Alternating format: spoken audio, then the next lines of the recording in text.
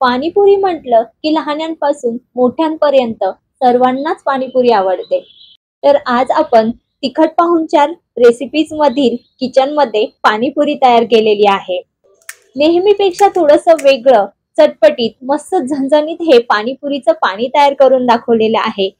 त्यासोबतच पुरीमध्ये जी स्टफिंग भरली जाते आलूची, ती नेहमीपेक्षा थोडीशी हटके तयार केलेली आहे. तर आजची ही पाणीपुरीची रेसिपी तुम्हाला खूपच आवडेल. नेहमीसारखं गोड पाणी आणि तिखट पाणी असं वेगवेगळं पाणी तयार करायची गरज नाही. फक्त एकच पाणी तयार करायचं आणि संपूर्ण पाणीपुरीचा आनंद घ्यायचा. त्यासाठी सर्वात अगोदर काय करायचं, सफेद कलरचा वाटाणा असतो तो घ्यायचा, तो रात्रभर पाण्यामध्ये भिजत घालायचा. तर साधारणपणे पाव वाटी इतका मी हा वाटाणा घेतला आणि तो स्वच्छ धुवून पाण्यामध्ये भिजत घातला. दुसऱ्या दिवशी बघा तो छान फुललेला आहे.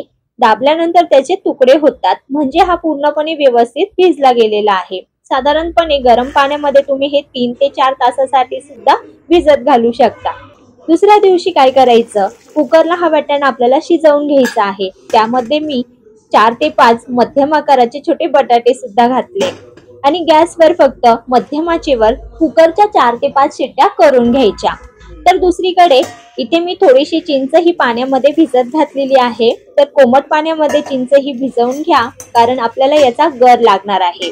तर दुसरीकडे आपल्याला एक मसाला तयार करायचा आहे.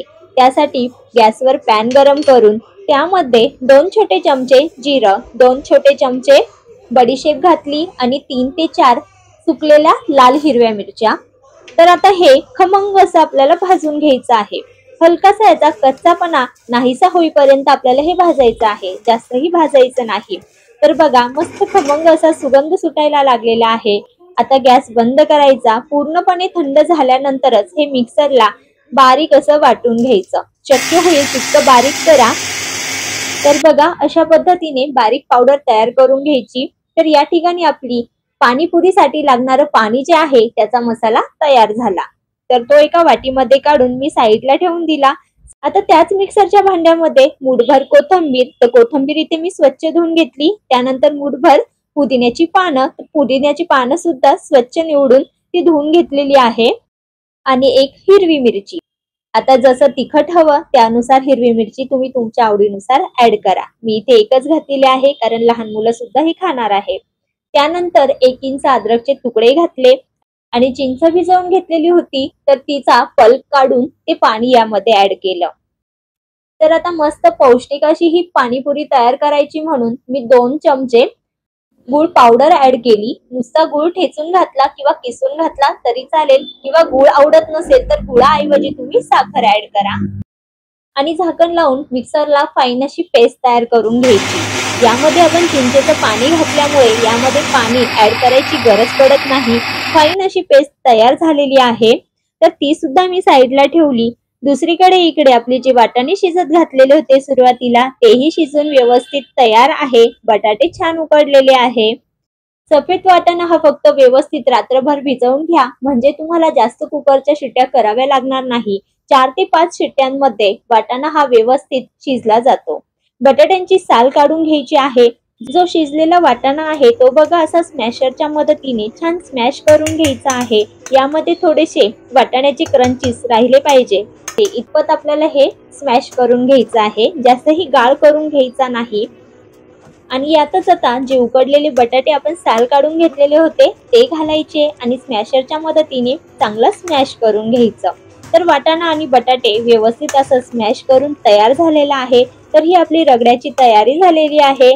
आता यामध्ये काय करायचं, तर यामध्ये काही मसाले ऍड करायचे. त्यामध्ये पुदिन्याची जी पेस्ट आपण तयार करून घेतली बघा, हिरवी मिरची, पुदिना, कोथिंबीर, अद्रक, तर ती घालायची. ती साधारणपणे 2 चमचे घातली. आणि सुरुवातीला आपण जो मसाला तयार केला बघा पाणीपुरीसाठी, तर तो मसाला ऍड करायचा. तो साधारणपणे 1 ते 1.5 चमचा आणि बारीक चिरलेला कांदा. तर साधारणपणे 2 छोटे चमचे इथे मी बारीक चिरलेला कांदा ऍड केला आणि भरपूर अशी बारीक चिरलेली कोथिंबीर.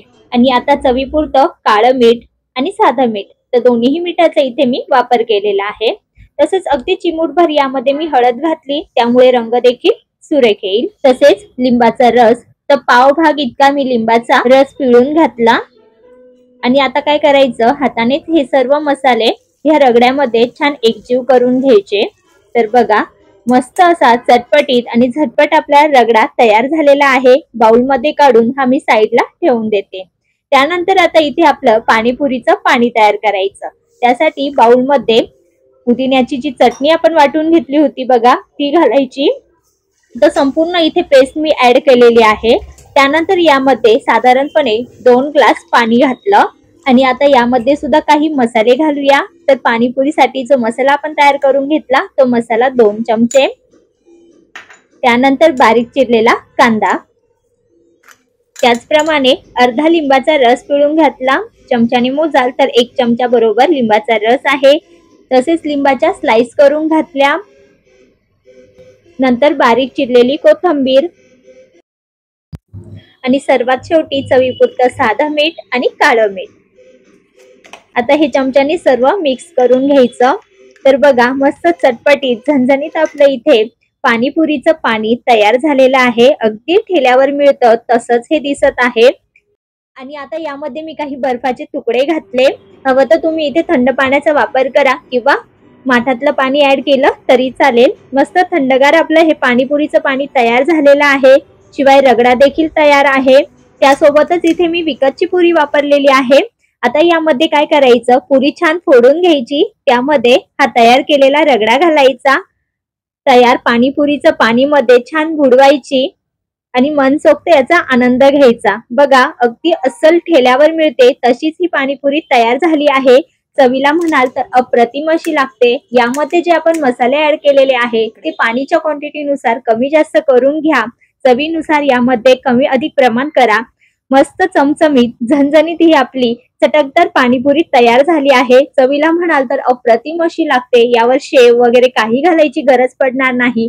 मस्त पाण्यामध्ये बुडवायची आणि खायची। अप्रतिम अशी भन्नाट चवीची ही पाणीपुरी तयार होते। गोड पाणी, तिखट पाणी वेगवेगळं करायची गरज नाही। एकाच पाण्यामध्ये भन्नाट चवीची पाणीपुरी तयार आहे। तर करून बघा, रेसिपी कशी वाटली हे कमेंट करून सांगा। आवडल्यास लाईक करा आणि अशाच झटपट नवनवीन रेसिपीज बघण्यासाठी आपल्या तिखट पाहुणचार रेसिपीजला सबस्क्राईब करा। चला तर मग पुन्हा भेटूया अशाच एका नवीन रेसिपी सोबत। धन्यवाद।